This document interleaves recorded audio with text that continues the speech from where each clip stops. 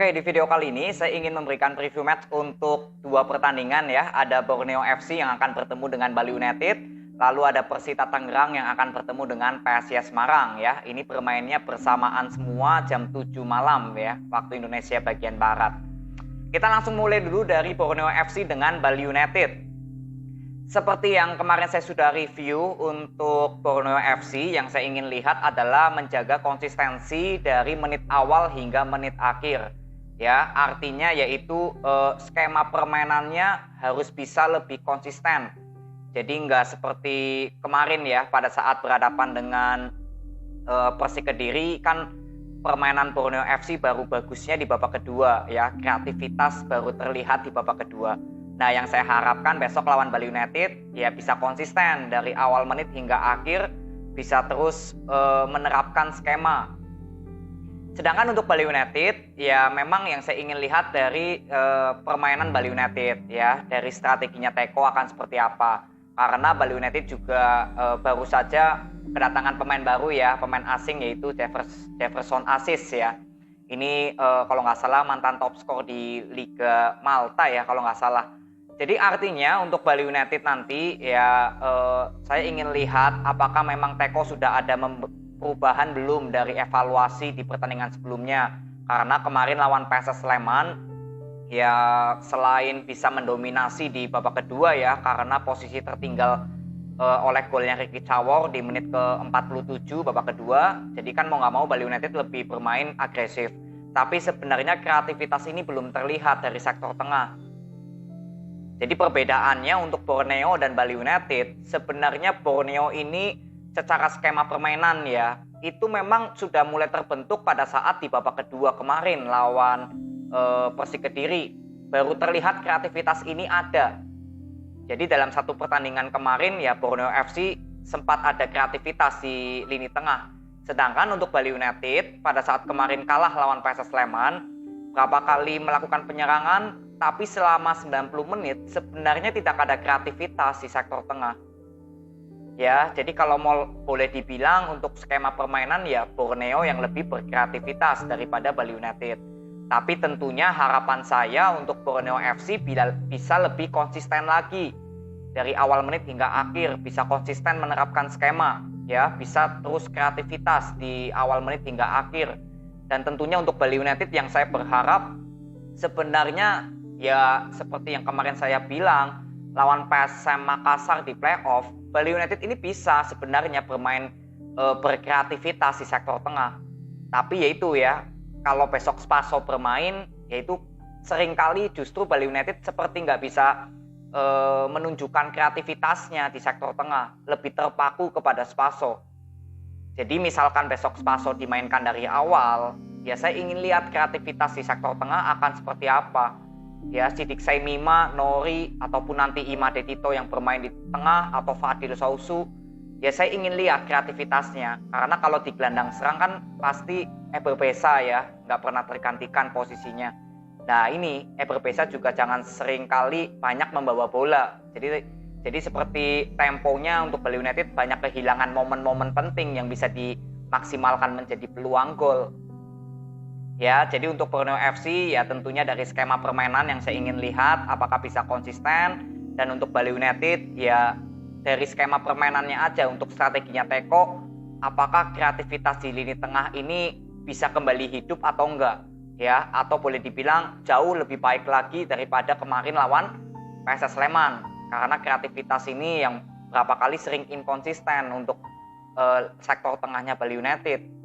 Ini yang saya harapkan ya untuk Bali United besok bisa skemanya lebih bagus lagi di sektor tengah. Karena kalau sektor sayap ya sudah cukup bagus. Tinggal kreativitas di lini tengah. Jadi peluang-peluang menciptakan gol ya lebih banyak dari berbagai posisi. Ya, sedangkan untuk Borneo FC ya sudah cukup bagus di lini penyerangannya sudah maksimal. Tinggal ya besok finishing itu ya semoga bisa dimanfaatkan juga menjadi gol. Karena kemarin lawan Persik Kediri sebenarnya Borneo FC banyak peluang. Ya, ini ya saya ingin lihat. Jadi untuk Borneo FC dan Bali United selamat bertanding, dan juga untuk kedua supporter selamat menikmati jalannya pertandingan besok. Nanti kita ketemu di reviewnya. Lalu next dari Persita Tangerang dengan PSIS Semarang ya. Untuk Persita Tangerang tentunya yang saya ingin lihat adalah di skema permainannya.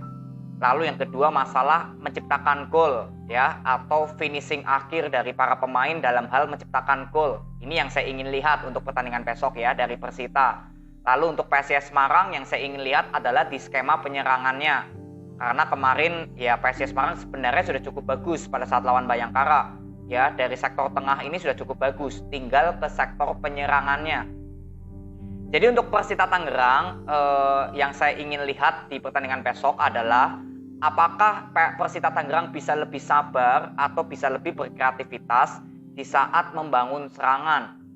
Karena untuk PSIS Semarang sendiri besok untuk melakukan pertahanan itu lebih bermain pressing.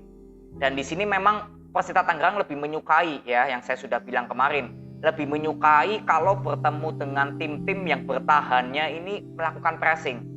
Jadi permainan cepat Persita Tangerang ini bisa lebih optimal dibandingkan ketemu tim-tim yang bermain lebih di zona areanya sendiri kalau bertahan.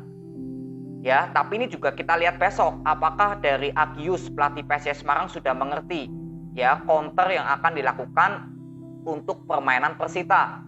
Karena kalau PSIS Semarang nanti misalkan bertahannya ternyata di zona areanya sendiri, ya ini tentunya Persita Tangerang harus bermain lebih sabar dan berkreatif. Dan bola possession saya juga ingin lihat, semoga Persita Tangerang di bawah dari Luis Duran ya, Luis Duran semoga bisa lebih maksimal lagi. Karena kemarin saya sudah review lawan Barito, ya bola possession Persita masih belum terbentuk. Jadi ini tergantung besok dari permainan PSIS Semarang juga untuk segi pertahanan akan melakukan pressing atau lebih bertahan di zona areanya sendiri. Tapi perlu diingat kemarin untuk PSIS Semarang ya lawan Bayangkara, untuk segi pertahanan di lini tengah ini cukup bagus. Transisi untuk melakukan pertahanan ini cukup cepat. Terutama Diarra ya, yang boleh dibilang cukup bagus bermain dengan Lutfi daripada dengan Rido ya. Mungkin belum terlalu ngeklop, tapi kalau dengan Lutfi, kalau misalkan besok Lutfi bisa dari awal diduetkan dengan Diarra, nah ini akan semakin kokoh di lini pertahanan PSIS Semarang. Makanya untuk Persita Tangerang tentunya harus bermain lebih kreatif dan lebih sabar. Jangan terlalu banyak bermain passing-passing long ball yang justru kemarin lawan Barito Putra itu nggak terlalu maksimal. Ya, jadi dengan skema permainan Persita Tangerang nanti yang saya harapkan bisa berjalan cukup bagus, kreativitas terjadi, ya baik nanti bermain cepat atau bermain bola possession. Nah disitulah baru saya menilai bagaimana dalam hal Persita Tangerang menciptakan peluang. Apakah dari peluang-peluang yang tercipta dari Persita Tangerang ini sudah bisa maksimal atau belum? Ya, karena kan sorotan utama saya Persita yaitu dalam hal menciptakan gol. Nah ini saya ingin lihat di pertandingan besok bagaimana. Ya, jadi urutannya dari Persita Tangerang ya skema permainannya akan maksimal atau tidak. Lalu yang kedua dalam hal menciptakan peluang akan seperti apa di finishingnya, bisa berbuah gol atau tidak, karena ini kan bermain di kandang sendiri. Ya, untuk segi pertahanan ya is oke lah. Persita Tangerang kemarin memang belum terlalu kokoh sekali, kemasukan 2 gol lawan Barito ya, tapi overall ya tinggal ke masalah transisi juga dari pertahanan di lini tengahnya Persita besok. Ya, lalu untuk PSIS Semarang memang untuk masalah sektor tengah, lalu dalam hal bertahan ini cukup bagus PSIS Semarang. Transisi pemain tengah ini cukup cepat. Diarra juga yang saya bilang ya ini menjadi sosok penting dalam hal membangun serangan dan bertahan. Jadi transisinya ini sangat cepat untuk Diarra. Ya, Lutfi Kamal juga kemarin walaupun menjadi pemain pengganti ini lebih ngeklop cara permainannya. Jadi bisa mensupport ya mungkin Maulana ya untuk di Septian David Maulana di gelandang serang. Ya, jadi saya harapkan ya besok lihat juga Diarra akan diduetkan dengan Rido atau Lutfi Kamal. Tapi kalau dengan Lutfi Kamal ya ini menurut saya sudah paling bagus nih duet dari kedua pemain ini. Ya, jadi untuk sektor pertahanan sudah bagus. Tapi kembali lagi untuk masalah penyerangan. Ya, walaupun kemarin menang 3-1 atas Bayangkara FC, tapi perlu diingat gol-gol tersebut memang boleh dibilang dari servis bola mati ada 2 dan 1 ada kesalahan dari Bayangkara. Jadi bukan murni melalui kreativitas penyerangan PSIS Semarang. Jadi yang saya harapkan besok ya, PSIS Semarang dari hal membangun serangan semoga bisa lebih terstruktur dan terorganisir. Untuk masalah pemain-pemainnya kan sudah cukup bagus. Marukawa, Vitinho, Portes, ya, Septian David. Ini sudah cukup bagus. Tinggal ya sistemnya, sistem penyerangannya semoga besok lawan Persita Tangerang bisa lebih maksimal daripada kemarin lawan Bayangkara. Karena untuk sektor tengah sudah cukup bagus untuk PSS Semarang dan sektor belakang. Tinggal di sektor penyerangan nih. Kalau sudah lebih maksimal, ya pastinya akan sempurna untuk segala lini PSS Semarang.